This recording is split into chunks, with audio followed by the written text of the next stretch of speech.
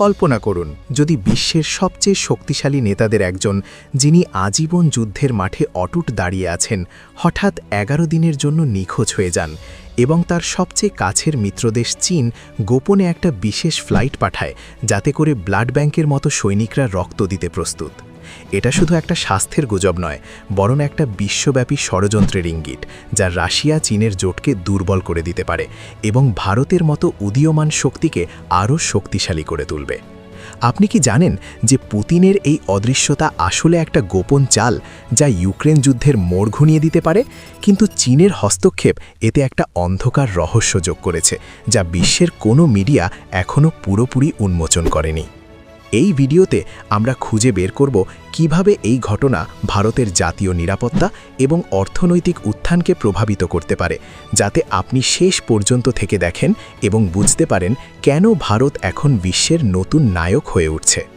এটা শুধু খবর নয়, বরং একটা জাতীয় গর্বের গল্প, যা আপনাকে চমকে দেবে এবং চিন্তা করতে বাধ্য করবে যে কিভাবে আমাদের দেশ এই সুযোগকে কাজে লাগাতে পারে।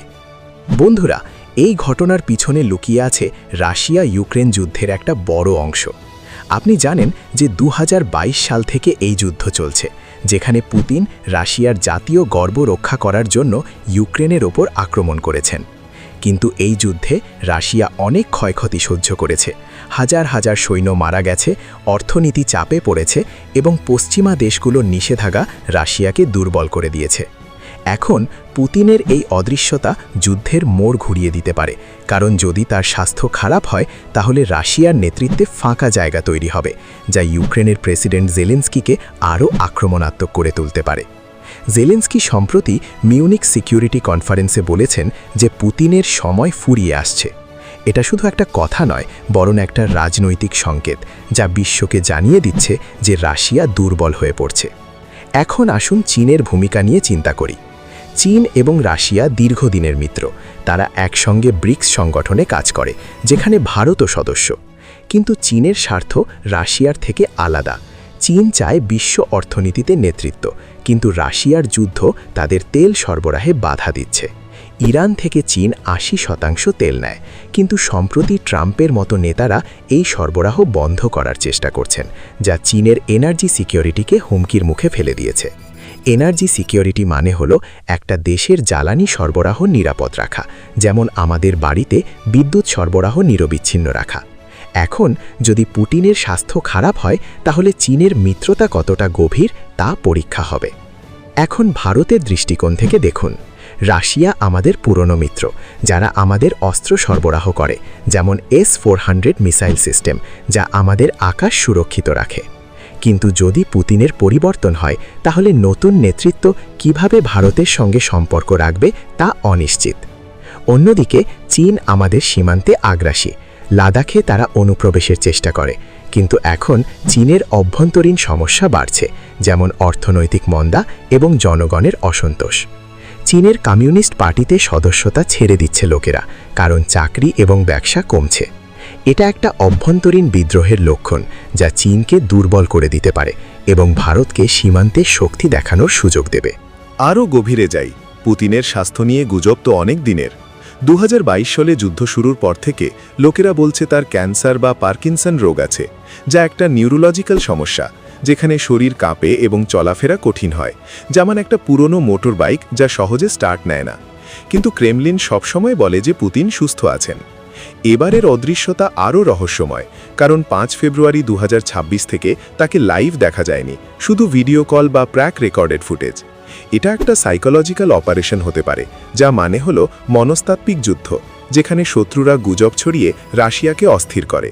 পশ্চিমা মিডিয়া এতে উস্কানি দিচ্ছে, কিন্তু ভারতের মতো দেশ এতে সতর্ক থাকতে হবে, কারণ আমাদের রাশিয়ার সঙ্গে বাণিজ্য বাড়ছে। এখন চীনের বিমান যোগাযোগ নিয়ে চিন্তা করুন। চীনের পিপলস লিবারেশন আর্মির হাসপাতাল থেকে ডাক্তাররা মস্কো গেছে বলে গুজব, কিন্তু এটা কতটা সত্যি? চীনের লঞ্জেভিটি এক্সপার্টরা, যারা দীর্ঘায়ু বিজ্ঞানী, পুতিনকে সাহায্য করতে পারে, কারণ পুতিন নাকি 150 বছর বাঁচতে চান। এটা একটা বায়োটেকনোলজির উদাহরণ, যা মানে হলো জীবন বিজ্ঞান এবং প্রযুক্তির মিশ্রণ, যেমন একটা গাছকে আরও শক্তিশালী করার জন্য নতুন বীজ ব্যবহার করা। কিন্তু এতে ভারতের স্বার্থ কী? যদি রাশিয়া দুর্বল হয় তাহলে চীন আমাদের সীমান্তে আরও আগ্রাসী হতে পারে, কিন্তু যদি চীনও সমস্যায় পড়ে তাহলে ভারতের কোয়াড জোট, যা আমেরিকা, জাপান, অস্ট্রেলিয়ার সঙ্গে আরও শক্তিশালী হবে। বন্ধুরা, এখন যদি আপনি ভারত থেকে হন তাহলে কমেন্টে জয় শ্রীরাম লিখুন, আর অন্য দেশ থেকে হলে আপনার দেশের নাম লিখুন। এটা আমাদের একতা দেখাবে। এখন মূল খবরটা উন্মোচন করি। সাম্প্রতিক রিপোর্ট অনুসারে পুতিন ৫ ফেব্রুয়ারি ২০২৬ থেকে ১৮ ফেব্রুয়ারি পর্যন্ত প্রকাশ্যে দেখা যায়নি, যা ১৩ দিনের অদৃশ্যতা। একটা ইউটিউব ভিডিওতে দাবি করা হয়েছে যে বেইজিং থেকে চীনের PLA 301 হাসপাতালের ডাক্তাররা এবং পিয়ংইয়াং থেকে লঞ্জেভিটি এক্সপার্টরা মস্কো গেছে, সঙ্গে ৬ জন যুবক চীনা সৈন্য যাদের রক্তের গ্রুপ টাইপ A, যা পুতিনের রক্তের গ্রুপের সঙ্গে মিলে যায়। এটা একটা ওয়াকিং ব্লাড ব্যাংকের মতো, যা মানে হলো চলমান রক্ত সরবরাহ, যেমন একটা মোবাইল ফোনের চার্জার যা যে কোনো সময় ব্যবহার করা যায়। এই ফ্লাইটটা গোপন ছিল, কিন্তু ইন্টেলিজেন্স রিপোর্ট বলছে এটা পুতিনের স্বাস্থ্য সংকটের জন্য। জেলেন্সকি বলেছেন তার সময় ফুরিয়ে আসছে। এটা একটা সরাসরি সতর্কবাণী। এখন এর প্রভাব বিশ্লেষণ করুন। যদি পুতিনের কিছু হয় তাহলে রাশিয়ার অভ্যন্তরীণ রাজনীতি অস্থির হবে, যা ভারতের অস্ত্র সরবরাহে বাধা দিতে পারে। কিন্তু এতে সুযোগও আছে। ভারত রাশিয়ার সঙ্গে নতুন চুক্তি করে তেল এবং গ্যাসের সরবরাহ বাড়াতে পারে, যা আমাদের অর্থনীতিকে শক্তিশালী করবে। চীনের দিকে দেখুন, তাদের J-35 যুদ্ধবিমানকে আমেরিকা কপি বলে উড়িয়ে দিয়েছে, যা চীনের সামরিক শক্তিকে প্রশ্নবিদ্ধ করে। এটা একটা পেপার টাইগার, যা মানে হলো কাগজের বাঘ, যা দেখতে ভয়ঙ্কর কিন্তু আসলে দুর্বল। ভারতের রাফেল বিমান এর থেকে অনেক উন্নত। এখন চীনের অর্থনীতি মন্দায়, দোকান বন্ধ হচ্ছে, লোকেরা পার্টি ছেড়ে দিচ্ছে।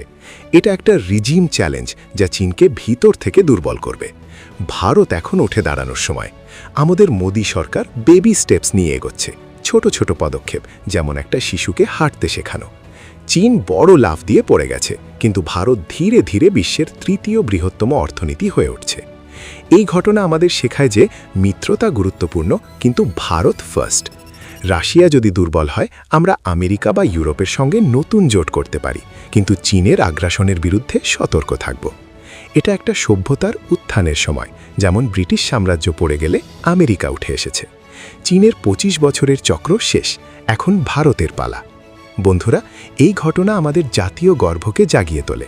পুতিনের অদৃশ্যতা এবং চীনের হস্তক্ষেপ দেখিয়ে দিচ্ছে যে বিশ্বের বড় শক্তিগুলো দুর্বল হয়ে পড়ছে, কিন্তু ভারত দ্রুত এগিয়ে চলছে।